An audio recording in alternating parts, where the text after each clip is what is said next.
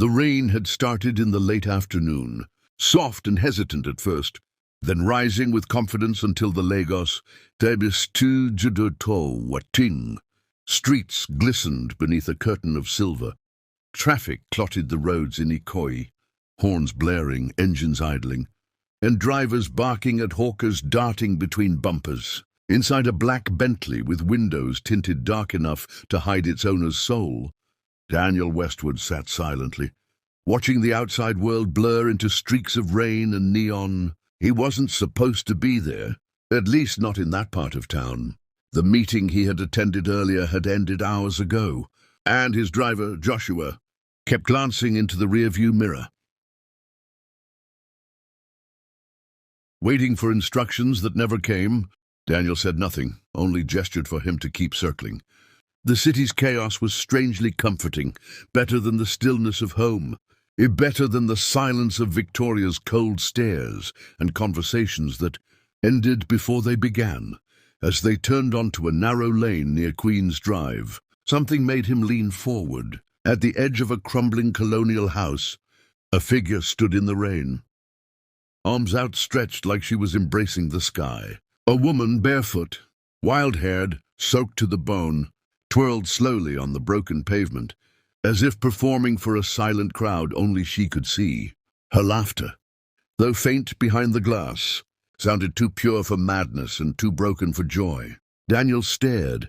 She wore what might have once been a floral dress, now shredded and clinging to her skin. Her hair, thick and matted, framed her face like a curtain of grief. Some passers-by gave her a wide berth, others pointed and chuckled. Children whispered the word crazy before tossing pebbles her way and sprinting off into the rain. But Daniel's gaze didn't move. He felt something in his chest, an ache he hadn't known in years. Not attraction, not pity, recognition. He returned the next day, told his assistant he had back-to-back site visits, cleared his schedule, drove himself, parked on the same street, watched the same woman from behind the safety of his windscreen. She didn't dance that day. She sat on the porch of the house, drawing in the mud with her fingers, her head tilted occasionally toward the sky, as if listening for a sound only she could hear. He returned again the next day, and the next. He didn't know why he kept coming, only that something inside him was unraveling, something that had been neatly coiled under designer suits and five-star meetings. The woman wasn't just a stranger on the street. She was a question his heart had been too afraid to ask. On the 12th day, he stepped out of the car. The rain had stopped, and the street steamed beneath the afternoon heat. She was seated again, her bare feet muddy, her dress no cleaner than it had been a week ago. He walked slowly, careful not to startle her. She looked up. For a moment, the haze in her eyes cleared, brown, deep, familiar. Then she spoke. "Daniel?" His legs nearly gave way. How do you know my name?" he asked, his voice barely above a whisper. She blinked.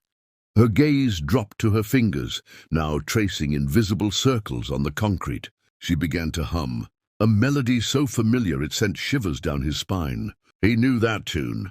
It was a lullaby his mother used to hum when he was sick. But it wasn't hers originally. It had been taught to him by someone else, by Emily Grace. He staggered back, heart thudding. Could it be? Could this woman, this wild, broken version of the girl he once loved, be her? Emily had vanished when they were 17. One day, she was laughing under the mango tree behind his family's compound in Surulere.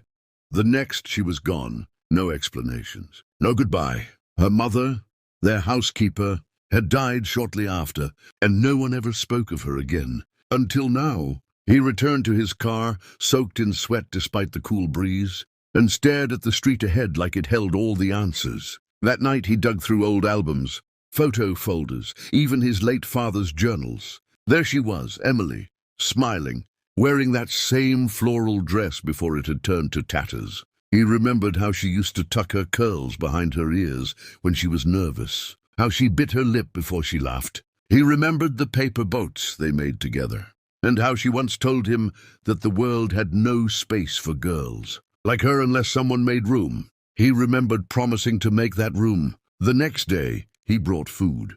a paper bag with rice and dodo from the best buka in Lekki. She didn't look at him when he offered it, but she took the bag, sat with it on her lap like a fragile thing. He started coming every morning. Sometimes she ignored him, sometimes she sang, sometimes she looked at him with eyes that seemed to see straight through his skin. Every once in a while, she'd say something that made no sense until it did. You used to climb the mango tree, but you were always scared of the bees. I told you the stars would fall one day. You promised you'd come back. You didn't. Each phrase hit like a sledgehammer to his chest. Eventually, he couldn't bear to leave her outside. Not after what she'd been through. He arranged for a small serviced apartment in Ikoyi, clean, quiet, filled with light. A nurse who had experience with trauma care, a therapist who didn't ask too many questions. It took time, weeks, but she agreed to go. He didn't tell Victoria. He couldn't. His wife had grown cold years ago. Beautiful, sharp, calculated, but emotionally absent. Their marriage had become a polite arrangement bound by mutual appearances and shared custody of their public image. Telling her he was spending thousands to care for a mentally ill woman from the street, who may or may not be his first love, would only lead to one conclusion. He visited Emily daily. At first she barely spoke, curled up on the couch, hummed to herself, slept. Then one day she asked for a sketch pad. He brought one, along with colored pencils. The next day she drew. By the end of the week, there were flowers taped to the walls, faces, a small house with a tree. He brought her books, her favorite music. Slowly, Emily began to re-emerge. Hesitant, quiet, unsure, but there. Then came the night he stayed too long. They had been talking about childhood, mangoes, Sunday rice. A boy she once liked. You were that boy, she said, eyes clear. I know, he whispered. When she reached for his hand, he didn't pull away. When she kissed him, he didn't stop her. When he woke up the next morning beside her on the couch, a head on his chest and sunlight pouring into the room, he felt something he hadn't felt in years. Peace. The guilt came later. Weeks passed. Then the nurse pulled him aside. She's pregnant, she said. He stood still. The air in the room thickened. He turned slowly to the door inside which Emily sat, humming as she sketched a little girl with curly hair and a soft smile. A child, his child. He wanted to run. He wanted to fall to his knees. He wanted to disappear. But he didn't. He walked in, sat beside her and took her hand. And she looked at him and said, I think her name is Hope.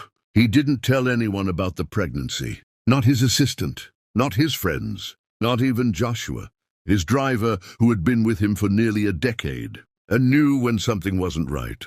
Daniel existed in a strange in-between now, half of his life, wrapped in tailored suits, boardrooms and gala invitations. The other half grounded in that quiet, Igoi apartment where a woman the world had discarded was sketching a life that was slowly returning to her.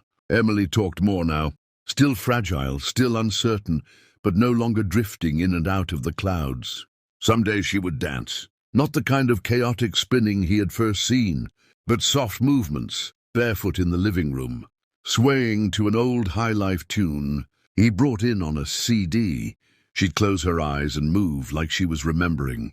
A life stolen from her. He bought her more sketch pads. She filled everyone, sometimes with people, sometimes with places. But one recurring image appeared. Again and again, a boy standing beneath a mango tree, holding out a paper boat. I draw it every time I feel like I'm going to disappear, she said once. Because he reminds me to stay. He knew that boy was him. In Banana Island, Victoria had begun to ask questions.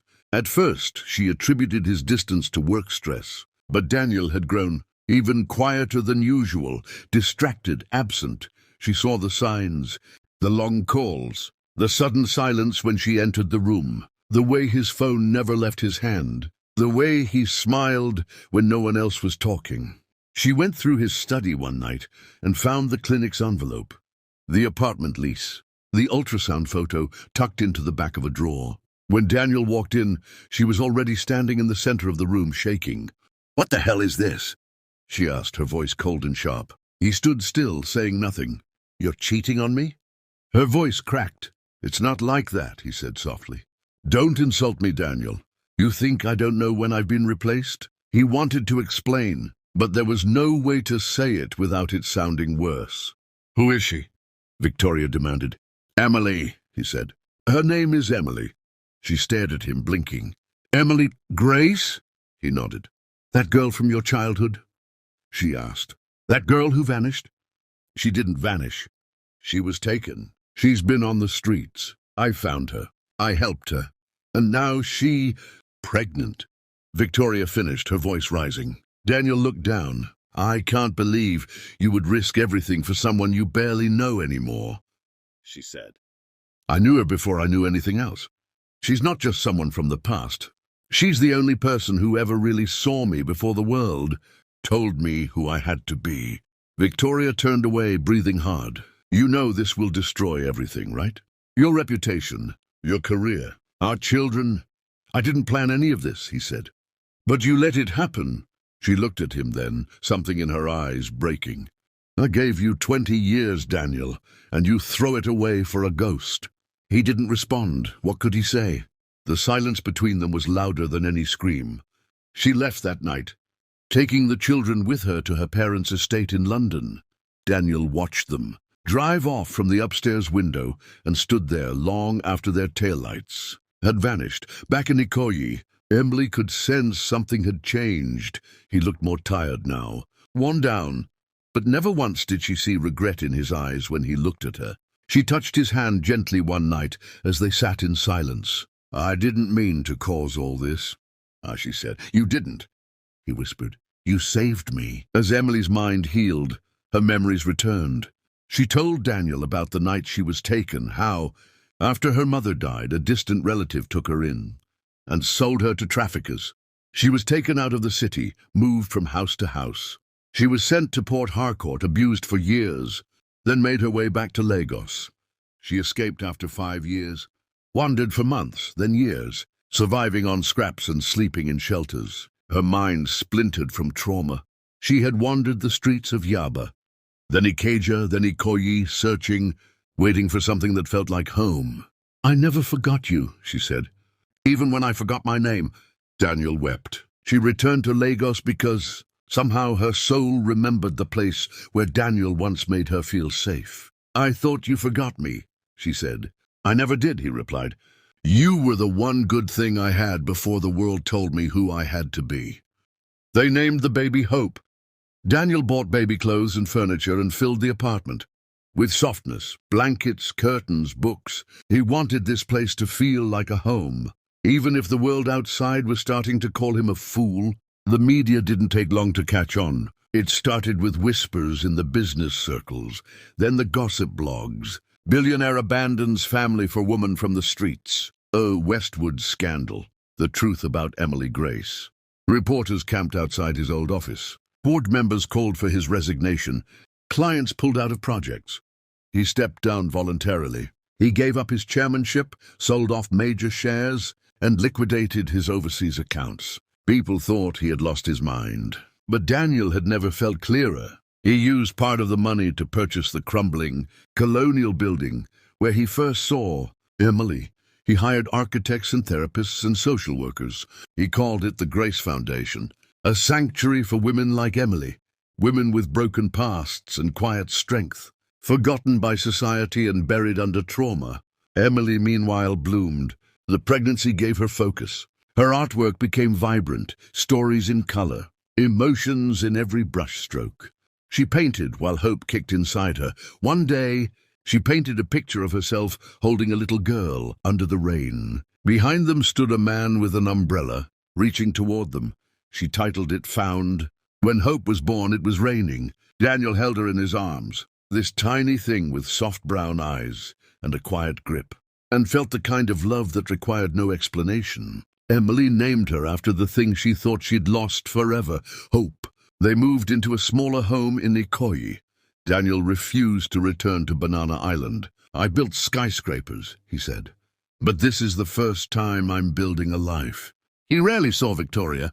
Their divorce was quiet but final. She took the children. Daniel shared custody, but remained in Nigeria. He didn't fight. He didn't protest. Some things couldn't be forced to stay. Emily and Hope became his world. Hope grew quickly, sharp, funny, stubborn like her mother. She loved to draw, loved mangoes, and always asked for one more story before bed. Emily would sing her lullabies, real ones now, the old ones. She never danced in the rain again. Now she danced in sunlight, holding Hope's hands and spinning through the garden.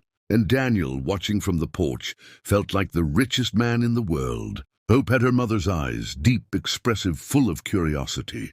From the time she could walk, she wandered with purpose, as if the world owed her more than sidewalks and toy boxes. She was the kind of child who asked big questions with small words and rarely accepted silence as an answer.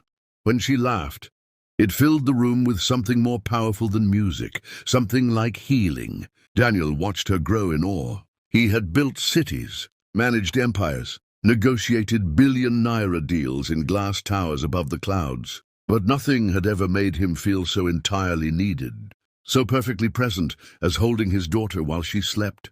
Emily was different now, not completely. Some scars never faded, but her darkness had loosened its grip. The fog in her mind had lifted enough for sunlight to get in. She smiled without looking over her shoulder.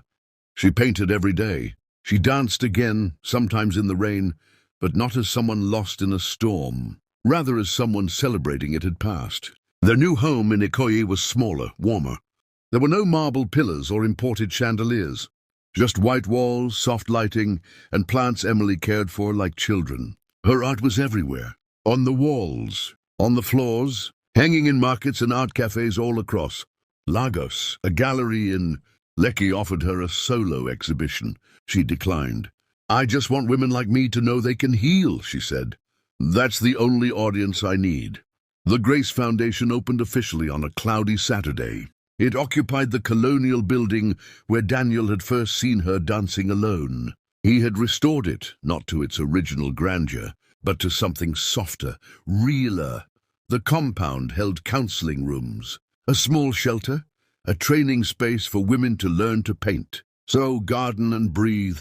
At the entrance was a sculpture, two hands holding a paper boat. On opening day, women came in shyly, eyes cautious. Some had bruises they didn't explain. Some carried silence like a second skin. Others clung to children and stories, too heavy for their tongues. Emily sat among them, not as their founder, but as one of them. She shared tea, offered crayons to their children, and never once introduced herself as anything other than Emily. Daniel watched her from the corner of the courtyard. She hadn't just healed, she had become something greater. "I used to think I needed to save her," he told a volunteer. Turns out she was the one saving me. Daniel no longer wore suits. He traded his tailored wardrobe for cotton shirts and rolled-up sleeves. He managed the foundation quietly, letting Emily take the light whenever she wanted it and shielding her when she didn't. Hope was 10 when she stood on a small wooden stage at the Grace Foundation's 5th-year anniversary, dressed in a pale yellow dress with her curly hair in 2 puffs. She looked out at a crowd filled with women who had once walked through hell and now sat beside each other in peace. Her hands trembled slightly as she held the microphone, but her voice rang clear across the courtyard. "My mommy once forgot how to speak, and my daddy gave up the world to help her remember." The room was silent.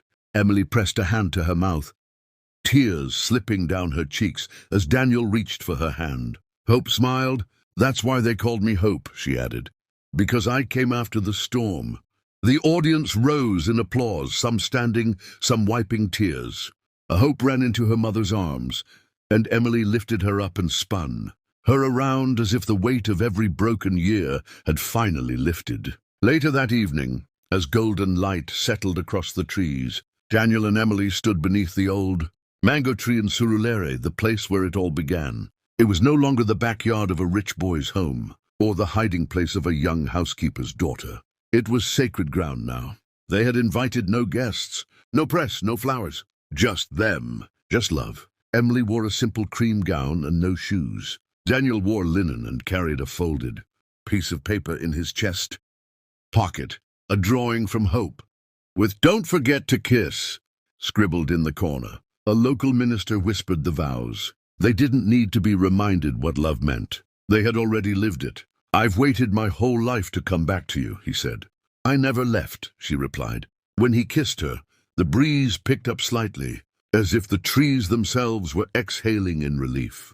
Years later, people still came to the grace foundation to ask about the woman who danced in the rain and the man who chose her. They came to see the painting hung in the hallway, 3 figures under a mango tree. A woman, a man, and a little girl with arms stretched toward the sky. The plaque beneath it read, "The broken star rises." And in that story, many found their own beginning. Sometimes life breaks us in places no one can see. But healing isn't always loud or quick. Sometimes it's in the quiet moments, the people who stay, the child who smiles, the heart that chooses love again. We may not get to rewrite the past, but we can always reclaim our future. Dear viewers, if you enjoyed this story, please like, share, and subscribe.